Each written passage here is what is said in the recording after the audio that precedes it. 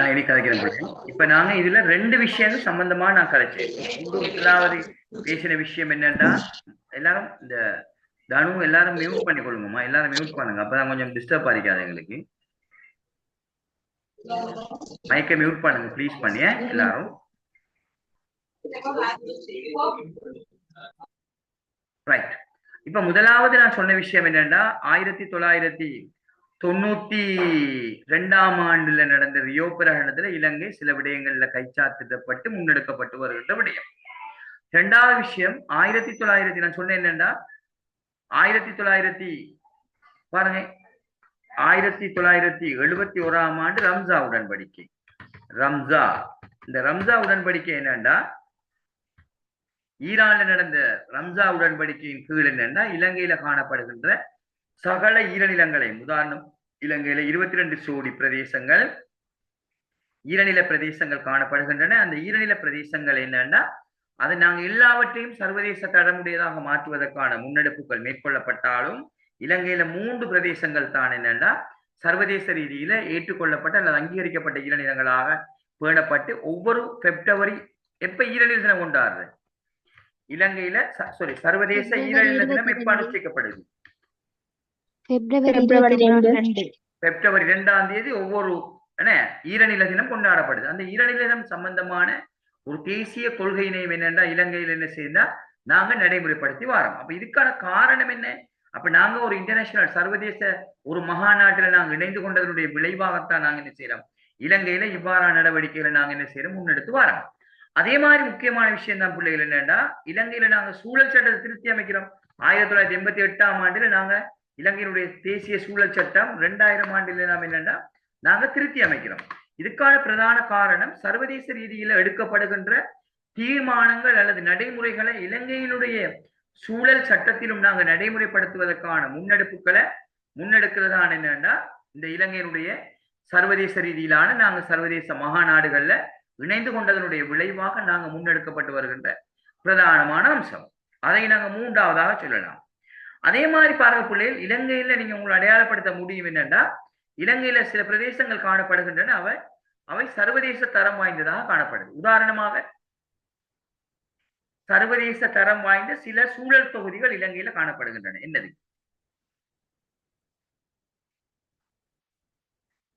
இலங்கையில காணப்படுகின்ற சர்வதேச தரம் வாய்ந்த சூழல் தொகுதிகள். உதாரணமாக சிங்கராஜவனம் என்னென்ன பிள்ளைகள், சிங்கராஜவனத்தை பொறுத்தவரையில் அது சர்வதேச ரீதியில அங்கீகரிக்கப்பட்ட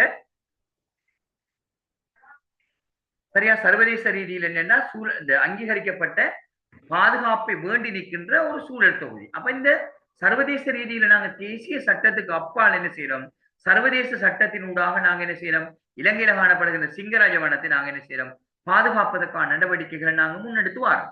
அப்ப இது இலங்கையில நாங்க ஒரு சர்வதேச ரீதியில இணைந்து கொண்டதனுடைய விளைவாக மேற்கொள்ளப்பட்டு வருகின்ற ஒரு முக்கியமான விஷயம்.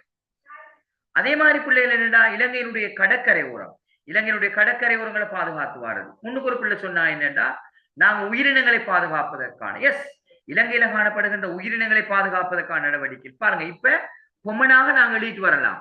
இலங்கையில பாருங்க, இலங்கையில பல சூழல் பிரச்சனைகள் ஏற்படுத்தப்பட்டு, உதாரணமாக என்னென்ன சூழல் பிரச்சனை, நீர் மாசடையுது, கடற்கரை ஓரம் அழிவடையுது, காலநிலை மாறுபாடு, உயிரினங்கள் அழிவடையுது. உதாரணம் விலங்கிட பிள்ளைகள் திண்ம கழிவு வெளியேற்றம் சம்பந்தமான இப்படியாக இன்னொரு பிரச்சனைகள் ஏற்படுத்தப்படுது.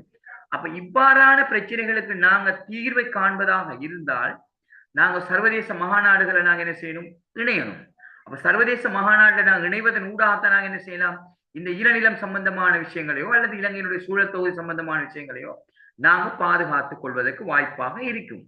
இல்லை என்றால் நாங்க எங்களோட தேசிய ரீதியிலான ஒரு நடவடிக்கையை முன்னெடுத்து இலங்கையினுடைய சூழல் தொகுதியை பாதுகாப்பதுங்கிறது எங்களுக்கு கடினமான விடயம். எனவேதான் நாங்க என்ன செய்யறோம், சர்வதேச மகாநாடுகள், சர்வதேச ஒன்றுகூடல்கள் அல்லது சர்வதேச நடைபெற்ற தீர்மானங்கள், கான்ஃபரன்ஸ், இன்டர்நேஷனல் கான்ஃபரன்ஸ், அந்த இன்டர்நேஷனல் கான்ஃபரன்ஸ்ல நாங்க ஜாயின் பண்ணி என்ன செய்யறோம், இலங்கையினுடைய சூழலை நாங்க பாதுகாப்பை என்ன உத்தரவாதப்படுத்தி வரோம்.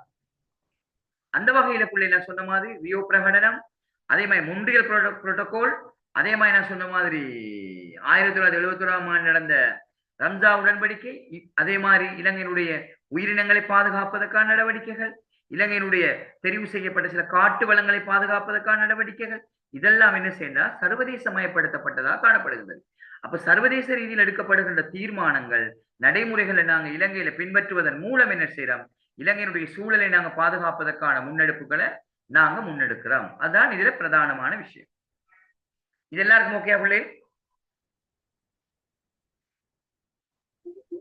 ஓம் சார், ஓகே. நான் பேசின விஷயம் விளங்க இல்லைன்னா நீங்க என்னோட கதைக்கலாமே.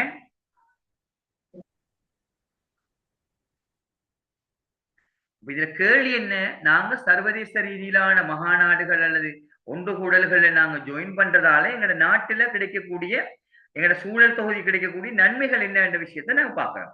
எப்படியான கண்ட்ரிபியூஷன், உதாரணமா கடற்கரை ஓரம். அப்ப உதாரணமா சொன்னா கடற்கரை ஓரத்துல உதாரணம் இது உலகமயமாதலுடன் சம்மந்தப்படும். பட் இப்போதைக்கு நாங்க இதோட மட்டும் பார்த்துக்கொள்வோம். சரியா? அந்த வகையில வரும். ரைட். 4வது கேள்வியை பாருங்க. சூழல்சார் அமைப்புகளின் செயற்பாடுகளை வெற்றிகரமான முறையில் நடைமுறைப்படுத்துவதற்கு தடையாக என்று போடுகிறேன். தடையாக என்று போடுகிறேன். இந்த தடை என்ற இடத்துல பாதிக்கப்படுற இன்னும் ஒரு சொல் வரலாம். தடை என்றதுக்கு பதிலாக புள்ளை ஞாபகம் வச்சுக்கணும் என்னண்டா, தடை என்றதுக்கு பதிலாக வரக்கூடிய சொல் மெடிகேஷன், கட்டுப்பாடுகள் என்றும் வரலாம். கட்டுப்பாடுகள்.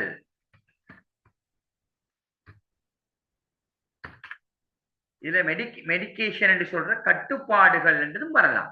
அப்ப தடைகள் என்ற விஷயம் நல்லா விளங்கணும். தடைகள் என்று சொன்னால் நாங்க என்னன்னா என்னென்ன தடைகள் காணப்படுகின்றன. இப்ப சொல்லுங்க பிள்ளைகள், இலங்கையினுடைய சூழல் சம்பந்தமான நடைமுறைகளை அல்லது சட்டங்களை நாங்க நடைமுறைப்படுத்துகின்ற போது நாங்க எதிர்கொள்ளுகின்ற சவால்கள் அல்லது தடைகள் என்ன?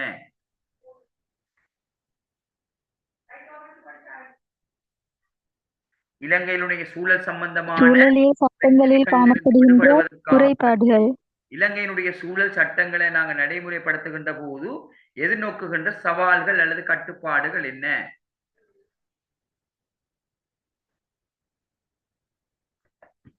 சூழலியல் சட்டங்களில் காணப்படுகின்ற குறைபாடுகள்.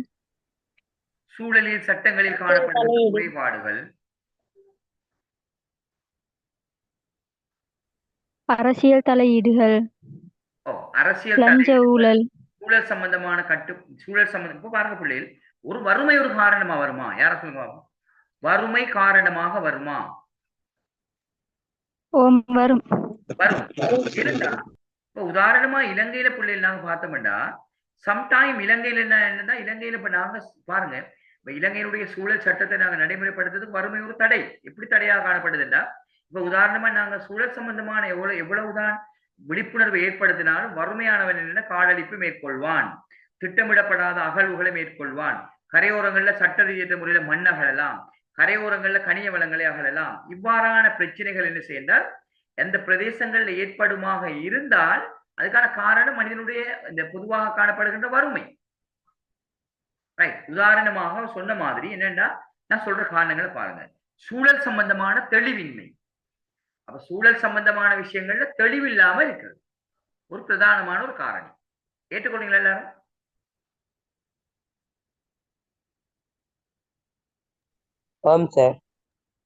சூழல் சம்பந்தமான ஒரு தெளிவில்லாம இருக்கிறது. இப்ப உதாரணமா சூழல் பிரச்சனைகள், அதனுடைய முக்கியத்துவம், சூழல் பாதுகாப்பு, தெளிவின்மை, வறுமை, அரசியல் தலையீடுகள்.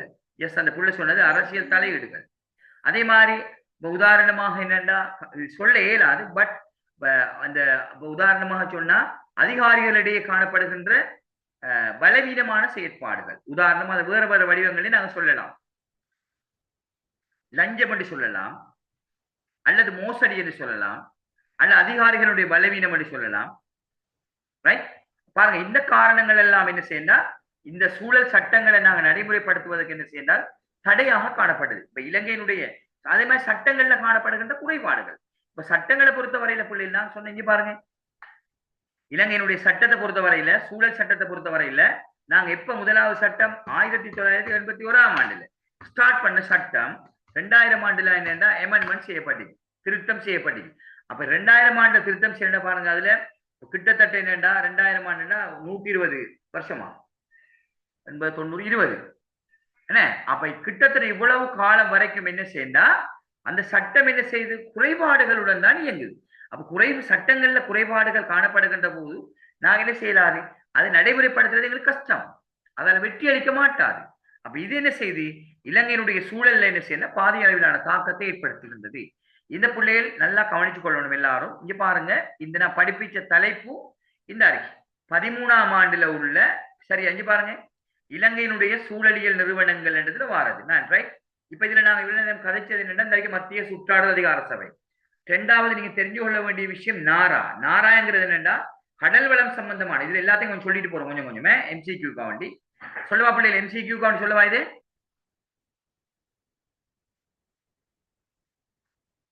MCQக்காக வேண்டி இதை சொல்லவா? நாட்டினுடைய கடல் வளம் சம்பந்தமான பாதுகாப்பு நடவடிக்கைகளை முன்னெடுக்க நாராயண செய்யும் தேசிய கடல்ல காணப்படுகின்ற உயிருள்ள உயிரற்ற வளங்கள், கடல் சம்பந்தமான நீரியல் சார் மீன்பிடி நடவடிக்கைகள், கடல்ல மேற்கொள்ளப்படுகின்ற ஆய்வு நடவடிக்கைகள், இது சம்பந்தமான விடயங்கள் என்ன செய்யும்னா நாராயண செய்யும் பாதுகாப்பும். இது நீர் வளம், கடல் வளம், எக்வாட்டிக் ரிசோர்ஸ், அதாவது கடல் வளங்கள். இங்க பாருங்க, இலங்கை மீன்பிடி கைத்தொழில் நீரியல் வள அபிவிருத்தி பாதுகாப்பு முகாமைத்துவம் தொடர்பில் காணப்படும் தரவுகள் தகவல்களை சேகரித்தல், பகுப்பாய்வு செய்தல், வெளியிடுதல். இப்போ உதாரணமாக அறிக்கைகளை வெளியிடுகின்ற வேலையும் என்ன இந்த நிறுவனம் தான் செய்து வரும், நாரா நிறுவனம் ரைட். அதே மாதிரி பாருங்க பிள்ளைகள், கரையோர பாதுகாப்பு திணைக்களம், கோஸ்டல் கன்சர்வேஷன் டிபார்ட்மெண்ட், கடற்கரையோர பாதுகாப்பு திணைக்களம், இதுவும் பல நடவடிக்கைகளை முன்னெடுக்குது. பாருங்க, இந்த நடவடிக்கை என்னண்டா இலங்கையினுடைய கரையோர வளையம் 300 மீட்டர், உங்களுக்கு தெரியும் எல்லாருக்கும். இலங்கையினுடைய கரையோர பகுதிகளில் மண்ணகழ்வு, முருகைக்கல் அகழ்வு, ஏனைய கனியகழ்வுகளின் போது அனுமதிகளை வழங்குதல். அனுமதி பத்திரங்களை வழங்குதல், கனியகழ்வுகளின் போது அனுமதி பத்திரங்களை வழங்குதல், கரையோர வளையங்களை முகாமைத்துவம் செய்தல், தெரிவு செய்யப்படுகின்ற சில சூழல் தொகுதிகளை பாதுகாக்கிறது. இங்க பாருங்க, கரையோரங்கள்ல மண்ணகழ்வு, முருகைக்கல் அகழ்வு போன்றவற்றை கண்காணித்தல், கரையோர வள சூழல் நடவடிக்கைகளை பாதுகாக்கிறது. பொறியியல் நடவடிக்கைன்னு சொல்றது கட்டுமான நடவடிக்கைகள், கட்டுமான நடவடிக்கைகளை பாதுகாக்கிறது. நிர்மாணிப்புகளை மேற்கொள்ளுதல், திடீர் அனர்த்தங்களின் போது கரையோர பாதுகாப்பு நடவடிக்கைகளை மேற்கொள்ளுதல், இவ்வாறான நடவடிக்கைகளை, கடல்சார் ஆய்வுகளை மேற்கொள்ளுதல், இவ்வாறான நடவடிக்கைகள் நடந்தது கரையோர பாதுகாப்பு திணைக்களை மேற்கொண்டு வருது. அப்ப நல்ல விலங்கியல் வரும் எங்களுக்கு MCQ சில நேரம் வந்தால். நாராவினுடைய பிரதானமான பணி உதாரணமாக என்ன செய்தால் நாரா தேசிய கட்டிட ஆராய்ச்சி திணைக்களம். இது 1983ஆம் ஆண்டு ஸ்தாபிக்கப்பட்டு, இது என்னண்டா உதாரணமா சொன்னா இலங்கையில நிலச்சரிவு தொடர்பான ஆய்வுகளை மேற்கொண்டு என்ன செய்யும் எதிர்வுகளை வழங்கும். நிலச்சரிவு சம்பந்தமான ஆய்வுகளை மேற்கொண்டு என்ன செய்யும் எதிர்வுகளை வழங்குகின்ற ஒரு நிறுவனமாக நிலச்சரிவு பற்றிய ஆய்வுகள், சூழல் பற்றிய ஆய்வுகள், கட்டிடப் பொருட்கள் பற்றிய ஆய்வுகள், நிலத்தோற்றம், தொழில்நுட்பம், மக்கள் குடியிருப்பு, செயற்திட்ட முகாமைத்துவம், ப்ரொஜெக்ட் மேனேஜ்மெண்ட், இப்படியான வேலைகள் எல்லாம் செய்யறதுதான் என்னன்னா இந்த கடற்கரை ஓர பாதுகாப்பு திணைக்களம். அதே மாதிரி புவிச்சரிதவியல் அகழ்வுகள் திணைக்களம். இந்த புவிச்சரிதவியல் அகழ்வு திணைக்களத்தை பொறுத்த வரையில 93ஆம் ஆண்டு 33ஆம் இலக்க சட்டம் இருக்கு. இந்த அறிக்கை பாருங்க, சரி வரும் ரைட். இந்த அறிக்கை 1992ஆம் ஆண்டு 33ஆம் இலக்க சுரங்க அகழ்வு கணிப்பொருள் சட்டத்தின் இலங்கையில காணப்படுகின்ற வளங்களை அகழ்ந்தெடுக்கின்ற போது அதற்கான அனுமதி வழங்குதல், அனுமதியை வழங்காமல் இருக்கிற சம்பந்தமான வேலைகளை இந்த நிறுவனம் என்ன செஞ்சு வருது. அப்போ நல்லா பாருங்க புள்ளி, நிறுவனங்களாக போடப்பட்டி. அப்ப இந்த 5 நிறுவனங்களையும் நீ கட்டாயம் பார்த்துட்டு போக வேண்டிய விஷயம் எல்லாரும் இந்த மத்திய சுற்றாடல் அதிகார சபை. கிட்டத்தட்ட பாருங்க 65ல இருந்து 69 வரைக்கும் 4 பேஜ். அந்த 4 பேஜை வச்சு நீங்க என்ன செய்யலாம், கேள்வி அழகா செய்யலாம். அப்ப அந்த அடிப்படையில பிள்ளைகள் இந்த கேள்வியை நீங்க எல்லாரும் நன்றாக பார்த்து கொண்டு போகணும். சரிதானே? எல்லாருக்கும் ஓகே தானே? இந்த கேள்வி எல்லாரும் நல்லா பார்த்துட்டு போயிடணும். ஏதாவது சந்தேகம் இருக்கா அந்த கேள்வியில? பிள்ளைகள் யாருக்கா சந்தேகம் இருக்கா அந்த கேள்வியில? இல்ல சார். யாருக்காவது சந்தேகம் இருந்தா சொல்லுங்க. இந்த கேள்வியில எனக்கு இதுல கொஞ்சம் குழப்பம் சார் சொல்லுங்க அப்படின்னு சொன்னா நான் சொல்லலாம். சார் அந்த பேஜை கொஞ்சம் ஸ்கிரீன் ஷேர் பண்ணுங்க. விலங்கில பாத்திமா, 65 அந்த பேஜை கொஞ்சம் ஸ்கிரீன் ஷேர் பண்ணி விடுங்க சார் திரும்ப. அந்த எந்த பேஜமா? அந்த கைட்ல வச்சிருந்த பேஜ் 64 65 ஓம் சார். கைட்ல உள்ள பேஜ் நான் இருங்க வரேன்.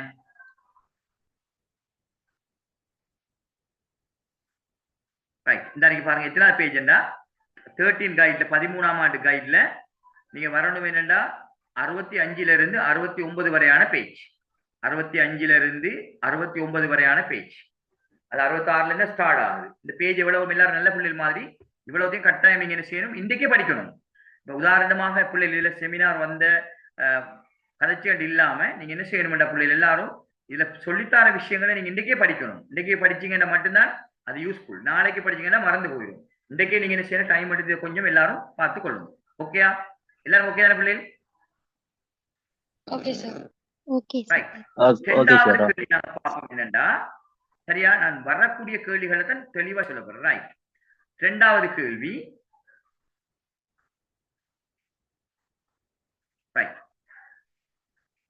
இந்த இரண்டாவது கேள்வியை பாருங்க. உங்களுக்கு தெரியுமா பிள்ளைகள், பொருத்தும் கைத்தொழில் அல்லது கோர்ப்பு கைத்தொழில் என்ன? யாருக்கு தெரியும்?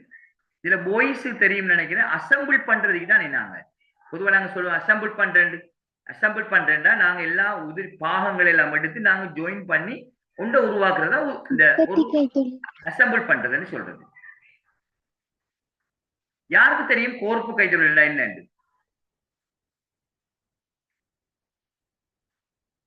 கோர்ப்பு கைத்தொழில் வெஹிக்கிள் போட்டீங்க. S, vehicle. வேற வெஹிக்கிள் மட்டும் இல்ல, ஷஹ்லா ஃபாயிஸ், வெஹிக்கிள் மட்டும் இல்ல, எலக்ட்ரானிக் இண்டஸ்ட்ரீஸ். இப்ப கைத்தொழில் என்ன பிள்ளைகள், இப்ப உதாரணமாக நல்லா எல்லாரும் வழங்கிக் கொள்ளணும் கதைக்கிற போற விஷயங்களை. இந்த கைத்தொழிலை பொறுத்த வரையில உங்களுக்கு தெரிஞ்ச அப்டேட்களை சொல்லலாம். உதாரணமாக பொருத்தும் கைத்தொழில், கோர்ப்பு கைத்தொழில் பாருங்க. இதுவரை உங்களுக்கு நீங்க பேஸ் பண்ணாத மாதிரி ஒரு கேள்வி ஒன்று நான் போட்டீங்க. நாடுகளை பத்தி கேட்டீங்க. சரியா பிள்ளைகள், நல்லா விளங்கணும். நாடுகளை பத்தி நாங்க கேட்கிறேன். பொருத்தும் கைத்தொழில் அல்லது கோர்ப்பு கைத்தொழில் வளர்ச்சி அடைந்துள்ள 4 நாடுகளை பெயரிடுக. என்ன நாடுகள்? ஜப்பான், ஜப்பான், ஜப்பான், சீனா. இங்க பாருங்க. உதாரணமாக ஐக்கிய ஜப்பான், அமெரிக்கா, சைனா, ரைட். அதே மாதிரி இந்தியா, அது மாதிரி தாய்வான், தாய்வான், தென் Korea, Taiwan, very good. South Korea, வேற மலேசியா, இந்தியா, இந்தியா அழியாச்சு, மலேசியா, சிங்கப்பூர், சரியா, அதே மாதிரி யுஎஸ்ஏ. இப்படி பல நாடுகளை நாங்க அப்படி சொல்லலாம்.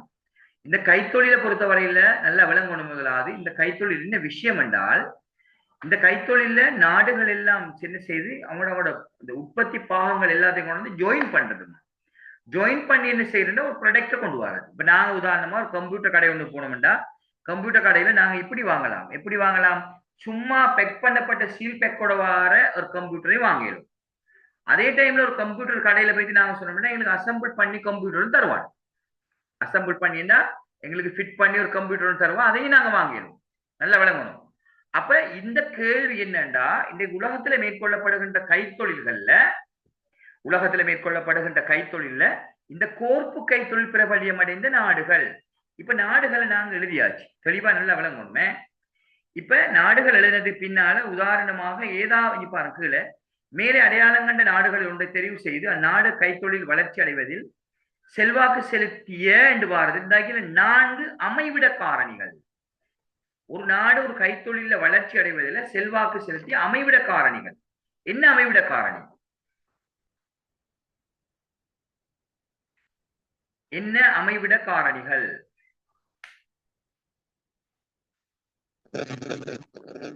ஜவாஹிர் சொல்லுங்க. முகமது ஜவாஹிர். என்னது? மூலப்பொருட்கள், வல்சக்தி, சந்தை வாய்ப்பு, போக்குவரத்து, போக்குவரத்து, தொழில்நுட்பம், தொழிற்சாலை, மூலப்பொருட்கள். மேற்சியாண்மை. தேங்க்ஸ். எல்லாருக்கும் தேங்க்ஸ். ரைட் பிள்ளைகள், இதுல என்ன வெரி குட்மா. ஆனால் இப்ப உதாரணமாக எனக்கு இதுல தமிழ் டைப் பண்ண வருது இல்ல, பட் நான் இதுல சொல்ற விஷயத்த தெளிவா கவனிங்க எல்லாரும். இப்ப உதாரணமாக நீங்க போக்குவரத்து வந்து இப்ப டிரான்ஸ்போர்டேஷன், சரியா? இந்த டிரான்ஸ்போர்டேஷன் மட்டும் நீங்க எழுதாதீங்க. இரண்டாவது உதாரணம் மூலதனம், கேபிட்டல் என்று மட்டும் எழுதாதீங்க. சரியா? உதாரணமாக மூணாவது மார்க்கெட்.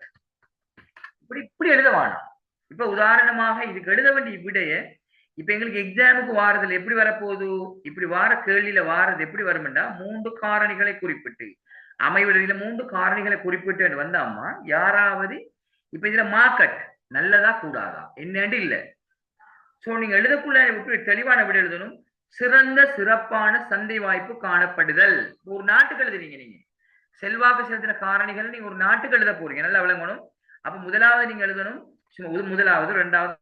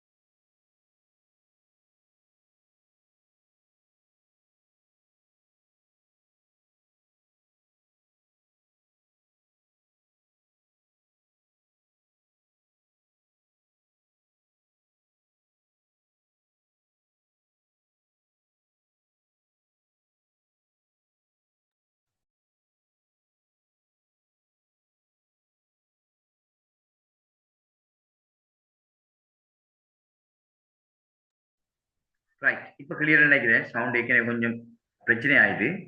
ரைட். இப்ப உதாரணமாக பிள்ளைகள் என்னன்னா, ஓகே தானே? இப்ப சவுண்ட் ஓகேயா? Okay sir. Okay okay sir. இப்ப இதுல விஷயம் என்னன்னா, தெளிவாக நான் சொல்றதை கொஞ்சம் வடிவா எழுதணும் பிள்ளைகள். இப்ப எனக்கு நிறைய எக்ஸ்பீரியன்ஸ் இருக்கு, மார்க்கிங்ல உள்ள எக்ஸ்பீரியன்ஸ் உங்களுக்கு. அந்த வகையில நான் சொல்றேன். நீங்க ஈஸ்டர்ன் ப்ரொவின்சியல்ல உள்ள பிள்ளைகள் இருந்தீங்கன்னா தெரியும், எங்க ஈஸ்டர்ன் ப்ரொவின்சியல் பேப்பர் நான் உங்களுக்கு நானும் அந்த பேப்பர் எடுத்தேன். நான் இதுல தேவையில்லாத கதைகளை கதைக்க விரும்ப இல்லை. பிள்ளைகள் என்னன்னா, இப்ப தெரியும் உங்களுக்கு இதுல என்னன்னா, விட எழுதக்குள்ளனால மிச்சம் அவதானமான முறையில் எழுதணும். இப்போ உதாரணமாக சொன்னா, இப்போ உதாரணமா சொல்லுவோமே, நாங்க ஒரு விட எழுதுறோம் என்னன்னா, மார்க்கெட், சிறப்பான சந்தை வாய்ப்பு. சிறப்பான சந்தை வாய்ப்புன்னா ஒரு அமைவிட காரணிகளில் ஒன்றான என்ன செய்யணும், சந்தை வாய்ப்பு எப்படி செல்வாக்கு செலுத்துது ரெண்டத்தை நாங்க எழுதுறோம். அப்ப எப்படி செல்வாக்கு செலுத்துது சந்தை வாய்ப்பு? யாருக்கு சொல்லிடும் போது சிறப்பான சந்தை வாய்ப்பு காணப்படுதல் என்றதை நாங்க எப்படி செய்யலாம்? மக்களின் செறிவு. ஜீவிராஜ் சொல்லுங்க. ஜீவிராஜ். மக்களின் செறிவு sir. Jeeviraj, very sorry, sound clear இல்ல. பிரதேச தேசிய பிராந்திய சந்தைகள் பரந்துள்ளமை. தரமான உற்பத்தி, தரமான உற்பத்தி, கவர்ச்சியான தன்மை,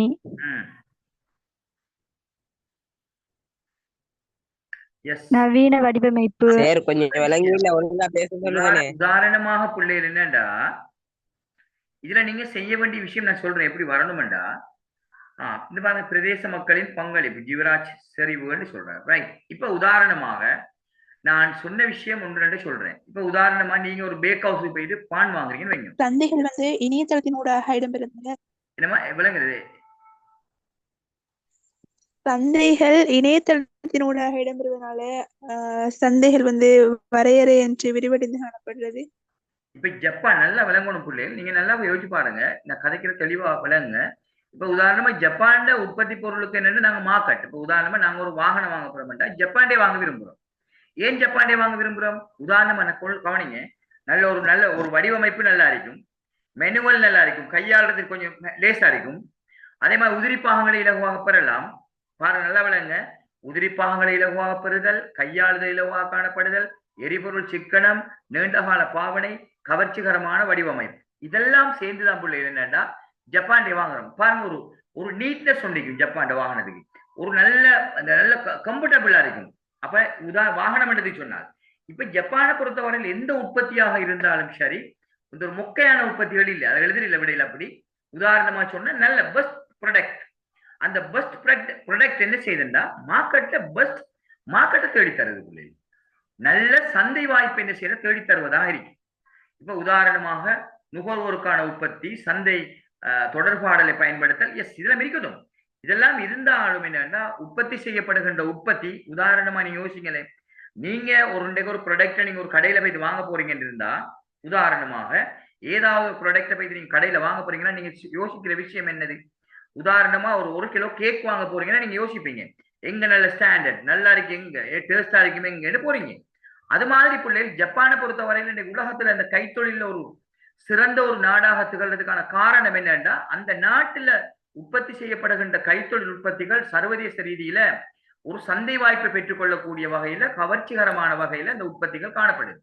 ஆகவே நான் என்ன செய்யணும் பிள்ளைகள் அந்த ஜப்பானுடைய உற்பத்திக்கு என்ன செய்து சர்வதேச ரீதியில மார்க்கெட் சரிவா காணப்படுது. சரியா சிறந்த வடிவமைப்பு அதே மாதிரி உதிரி பாகங்களில பெற்றுக்கொள்ளுதல் கையாளுதல காணப்படுதல் எரிபொருள் சிக்கனம் இவ்வாறான காரணங்கள் எல்லாம் சேர்ந்துதான் என்னன்னா ஜப்பானுடைய உற்பத்தி கைத்தொழில ஒரு டாப் லெவல்ல நிப்பாட்டி வைக்கிறதுக்கு என்ன செய்யண்டா செல்வாக்கு செலுத்துது விளையாட பிள்ளைகள். அப்ப அந்த அடிப்படையில உதாரணமாக நான் சொன்னது மார்க்கெட் என்ற ஒரு காரணம், ஒரு சந்தை வாய்ப்பு என்ற ஒரு காரணம் தான் என்னன்னா இன்னைக்கு உலகத்துல சந்தை சிறப்பான சந்தை வாய்ப்பு காணப்படுதல் என்றதுக்காக வேண்டி நாங்க சொல்லக்கூடிய விடைகள் தான் இது. ஒரு 3 காரணிகளை தெளிவு எழுதணும். வேற என்ன எழுதலாம்? ரைட். உதாரணமாக 2வது சொன்னது என்னன்னா போக்குவரத்து.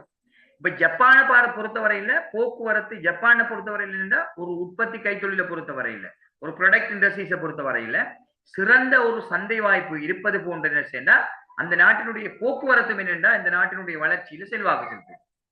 குறிப்பாக பாருங்க பிள்ளை நான் சொல்றது உதாரணமா ஜப்பான் உலகத்திலேயே வளப்பற்றாக்குறையுடன் இயங்குகின்ற ஒரே ஒரு நாடு நீங்க சொல்லுவீங்க ஜப்பான் தான். வளப்பற்றாக்குறையுடன் இயங்குகின்ற ஒரு நாடு ஜப்பான். அப்படி இருக்கிற சந்தர்ப்பத்துல இன்னைக்கு ஜப்பானுக்கு தேவையான பல விடயங்கள் உதாரணமாக சொன்னா மூலப்பொருள், வலுப்பொருள், தொழிலாளர், சந்தை. அப்ப இதெல்லாம் என்ன செஞ்சு பாருங்க தொழிலாளரை கொண்டு வரலாம், தேவையான இடங்களுக்கு சந்தை வாய்ப்பு ஏற்படுத்தலாம், அதே மாதிரி பாருங்க சந்தை வாய்ப்பு பெறலாம், அதே மாதிரி அயல் நாடுகளில் இருந்து மூலப்பொருட்களை கொண்டு வருதல். இவ்வாறான பல காரணங்களுக்கு என்னன்னா ஜப்பான் என்ன செய்து வளர்ச்சி அடைந்த போக்குவரத்து முறையினை எங்க வளர்ச்சி அடைந்த நாட்டில காணப்படுகின்ற வேன் வெஹிக்கிள் வாகனங்களும் தரை போக்குவரத்தும் சிறப்பாக காணப்படுறதால உயர்வான என்னன்னா பயன்பாட்டின் மூலம் இன்றைக்கு இந்த நாடு சிறந்த ஒரு நாடாக இன்றைக்கு திகழுது. அந்த வகையில் என்னன்னா அந்த நாடு முன்னணியில திகழ்வதற்கு பிரதானமான காரணியாக சொல்லலாம். அதே மாதிரி ஜப்பானை பொறுத்தவரையில தீவு, ஜப்பான்ல அநேகமான இடங்கள் எல்லாம் தீவு தானே. அப்ப ஜப்பான் தீவு அறிக்கிறதால சரியா பிள்ளைகள். உதாரணமா பாருங்க ஜப்பானை பொறுத்தவரையில கொக்கைடோ, கொன்சு, கியூசு எல்லாமே தீவு. அப்ப தீவு என்ன செய்து கப்பல் போக்குவரத்துக்கும் என்ன செய்தால் சாதகமான முறையில அமைந்து காணப்படுகின்றது. இது இன்றைக்கு இந்த கைத்தொழில் மிகவும் முன்னேற்றகரமான முறையில வளர்ச்சி அடைவதில் செல்வாக்கு செலுத்திய காரணியாக நாங்க என்ன செய்யலாம் சொல்லலாம். அதே மாதிரி ஜப்பானுக்கு துணை கைத்தொழில் அடைந்துள்ள முன்னேற்றம். ஜப்பானை பொறுத்தவரையில பிள்ளைகள் A to Z எல்லா கைத்தொழிலையும் இன்றைக்கு என்ன செய்தால் முன்னணியில ஒரு நாடாகத்தான் திகழுது. அப்ப இன்னைக்கு எல்லா கைத்தொழிலையும் உதாரணமா எலக்ட்ரானிக்ல வளர்ச்சி அடைஞ்சிருக்கிறது. ஒரு உதாரணமாக சொன்னா கப்பல் கட்டும் கைத்தொழிலுக்கு ஒரு சாதகமான விடயம். அல்லது பாருங்க உதாரணமா ஒரு ஆயுத உற்பத்தியில முன்னெடுக்கிறதுக்கு விமான உற்பத்திக்கு ஒரு சாதகமான விஷயம். இப்படி பல உற்பத்தி நடவடிக்கைகளுக்கு துணை கைத்தொழில் அடைந்துள்ள முன்னேற்றம். அல்லது நாங்க சொல்லலாம் அரசாங்க ஆதரவு. ஏன் அரசு ஆதரவு பத்தி கிடைக்கலாம்? அரசாங்கம் இன்றைக்கு என்ன செய்தால் ஜப்பானுடைய உற்பத்தி கைத்தொழிலுக்கு என்ன செறிவான வகையான ஆதரவினை வழங்கி வரும். செறிவான ஆதரவினை வழங்கி வருவதை நாங்க சொல்லலாம். ஏன் ஆதரவு வழங்கி வருது ஜப்பான்? இப்ப உதாரணமாக ஜப்பான் ஆதரவு ஏன் அரசாங்க ஆதரவு வழங்கி வருதுன்னா ஜப்பானுடைய உற்பத்தி கைத்தொழிலை பொறுத்தவரையில ஜப்பான் என்ன செய்யுது உள்நாட்டு உற்பத்தி பெருகுது, உள்நாட்டுல வேலை வாய்ப்புகள் பரவல் அடையுது, சரி தேசிய வருமானம் அதிகரிக்கப்படுது, உள்நாட்டு வளங்கள் பயன்படுத்தப்படுதல், தேசிய வருமான அதிகரிப்பு, வேலை வாய்ப்புகள் கிடைக்கப்படுதல், இவ்வாறான காரணங்கள் எல்லாம் இணைந்து என்ன செய்தென்றால் ஜப்பானுடைய கைத்தொழில் நடவடிக்கை என்றால் உச்ச வளர்ச்சி அடைவதற்கு என்ன செய்தென்றால் இந்த காரணங்கள் செல்வாக்கு செலுத்துகின்றது. இந்த காரணங்கள் எல்லாம் ஜப்பானுடைய உச்ச வளர்ச்சிக்கு என்ன செய்து செல்வாக்கு செலுத்துகின்ற காரணங்களாக நாங்கள் என்ன செய்யலாம் இதை அடையாளப்படுத்த முடியும். அப்ப இந்த காரணங்களாலதான் இன்றைக்கு ஜப்பான் என்னென்றா சர்வதேச சந்தையில உலகத்தில் என்னென்றா சிறந்த ஒரு கைத்தொழில் நாடாக என்னென்றா திகழ்கின்றது. அப்ப இந்த அமைவிட காரணங்களினுடைய செல்வாக்கு இன்றியமையாதது. அப்ப இந்த அமைவிட காரணங்களுடைய செல்வாக்கின் காரணமாகத்தான் இன்றைக்கு இந்த உலகத்துல தெரியாது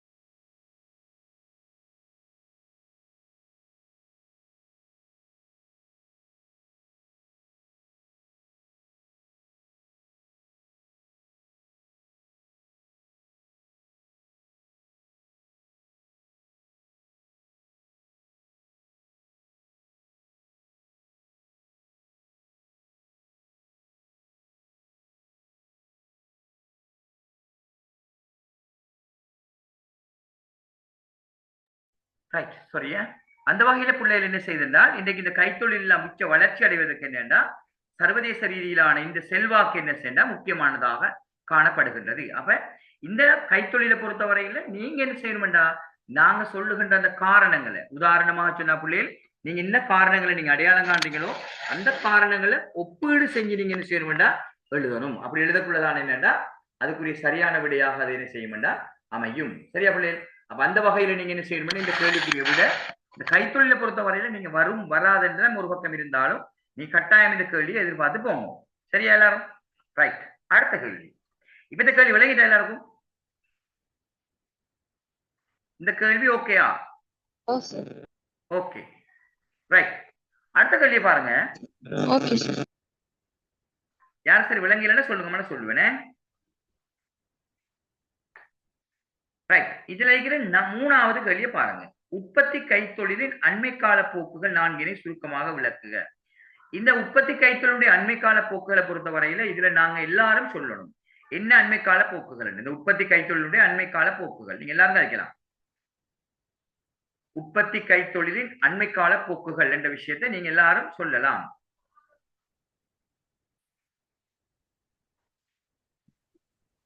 பல்கலைக்கழகங்கள் மற்றும் ஆய்வு மையங்கள் அடிப்படையாக கொண்டு அமைதல். ஒன்று பல்கலைக்கழகங்கள் அல்லது ஆய்வு மையங்களை அடிப்படையாக கொண்டு கைத்தொழிற்சாலைகள் அமையப்படுதல். ஒன்று. Very good. இரண்டாவது கலப்பு உற்பத்திகள் அதிகரிக்கப்பட்டமை. என்னமா? கலப்பு உற்பத்திகள் அதிகரிக்கப்பட்டமை. ரைட். கலப்பு உற்பத்திகள் உதாரணமாக சொன்னா ஹைபிரிட் என்ன கலப்பு உற்பத்திகள். ரைட். Okay very good. அந்த புள்ள சொல்றது ரைட். இன்னைக்கு பாருங்க நான் சில விஷயங்களை சொல்றேன். நான் உதாரணமாக இப்ப அவ சொன்ன மாதிரி சில விஷயங்கள் அதுல வரும். உதாரணமா சொன்னா முதலாவது நாங்க சொல்லலாம் பிள்ளைகள் பல்கலைக்கழகங்கள் அல்லது ஆய்வு மையங்களை அடிப்படையாக கொண்டு கைத்தொழிற்சாலைகள் அமைய பெற்று வருதல் ஒன்று வரும். ஒன்று. இரண்டாவது மாற்று உற்பத்திகள் அல்லது மாற்று மூலப்பொருட்கள் பாவனை அதிகரிக்கப்பட்டு வருதல். 2 மாற்று உற்பத்திகள் அல்லது மாற்று மூலப்பொருட்கள் பாவனை அதிகரிக்கப்பட்டு வருதல். சரியா? 3 உதாரணமா பல்தேசிய கம்பெனிகளுடைய செல்வாக்கு அதிகரிக்கப்பட்டுள்ளமை. இன்றைக்கு கைத்தொழில் உற்பத்திகளை பொறுத்தவரையில பாத்தீங்கன்னா பல்தேசிய கம்பெனிகளுடைய செல்வாக்கு மிக சரிவாக காணப்படுது. பல்தேசிய கம்பெனிகளுடைய செல்வாக்கு அதிகரிக்கப்பட்டு காணப்படுதல். 3வது உதாரணமாக சொன்ன 3வது பிள்ளைகள் என்னன்னா பல்தேசிய கம்பெனிகள் செல்வாக்கு சொல்லிட்டு 4வது சொல்ல போற விஷயம் என்னன்னா மைக்ரோ டெக்னாலஜி. அது யாராவது போட்டிருந்தீங்க குரூப்ல. மைக்ரோ டெக்னாலஜி என்று சொல்றது என்னன்னா இன்றைக்கு அதிநுண்ணகமான தொழில்நுட்பம். அதிநுண்ணக தொழில்நுட்பம் என்று சொன்னா இன்னைக்கு நீங்க பாருங்க சாதாரணமாக இன்றைக்கு நல்லா கதைக்கிற தெளிவா விளங்கணும் பிள்ளைகிற விஷயம் என்னன்னு உதாரணமாக ஒரு செட்லைட்டை பொறுத்தவரை ஒரு செய்மதியை நாங்க பார்த்தோம்னா செய்மதி எங்க இருக்கு? புவிக்கு மேல இருந்து சராசரியாக 20,200 கிலோமீட்டர் அல்லது 20,185 கிலோமீட்டர் டிஸ்டன்ஸ்ல இருக்கிற செட்லைட் புவியில நடைபெறுகின்ற நிகழ்வு சாதாரணமா ஒரு ஃபுட்பால் மிச்சமா இருந்தால் அந்த ஃபுட்பால் நான் ஒரு விளக்கத்தை தான் சொல்றேன். அந்த ஃபுட்பால்ல உள்ள கலர்ஸ் உதாரணமா கருப்பு வெள்ளை நிறத்தை வேறுபடுத்தி அடையாளப்படுத்துற அளவுக்கான தொழில்நுட்பம் இருக்கு என்றிருந்தா ஒரு யோசி பாருங்க. இன்றைக்கு அது மட்டும் இல்ல பிள்ளைகள். இன்றைக்கு நாங்க என்ன செய்யறோம்? சாதாரணமான முறையில நாங்க ஒரு MMS அனுப்புறோம். ஒரு மல்டிமீடியா மெசேஜ். பாதுகாப்பு சரியா முதன்மை நுட்பங்களை கொண்டது சூழல்நேய கைத்தொழில் நடவடிக்கை சாலைகள். Right. Okay okay okay very good. அதெல்லாம் சரி. அதெல்லாம் ஓகே தான். உதாரணமா சூழல்நேய உற்பத்திகள். சூழல்நேயம் இன்னைக்கு பாத்தீங்கன்னா பெட்ரோல் மிக சிக்கனமான முறையில பயன்படுது. உதாரணமா ஹைபிரிட் வாகனங்களுக்கு அந்த இதே வாரது இல்லை. உதாரணமா புகை பரிசோதனையே இல்லை. அப்ப இப்படியான டெக்னாலஜி எல்லாம் காணப்படுற அதே வேளை இன்றைக்கு என்னன்னா மனித வலுக்கு முழுமையாக இயந்திரங்களை பயன்படுத்துறோம். நாங்க இயந்திரங்கள் என்னத்தை பயன்படுத்துறோம்? ரோபோக்களை பயன்படுத்துறோம். ரோபோக்களை பயன்படுத்த நாங்க இந்த சிறந்த உற்பத்தி நடவடிக்கையில நான் இன்றைக்கு ஈடுபடுறோம். அதே மாதிரி பாருங்க இன்றைக்கு பயன்படுத்துற பிற உற்பத்திகளை பொறுத்த வரையில வெறும் பிளாஸ்டிக் என்ன உங்களோட வீட்டுல ரைஸ் குக்கர் எடுத்து பாருங்க. வேற வேற உதாரணமா ரெஃப்ரிஜிரேட்டர் எடுத்து பாருங்க. ஆரம்பத்துல பயன்படுத்தப்பட்ட இரும்பும் அதே மாதிரி உலோகங்களுக்கு பதிலாக இன்றைக்கு என்ன செய்யறால் மாற்று மூலப்பொருட்கள் என்ன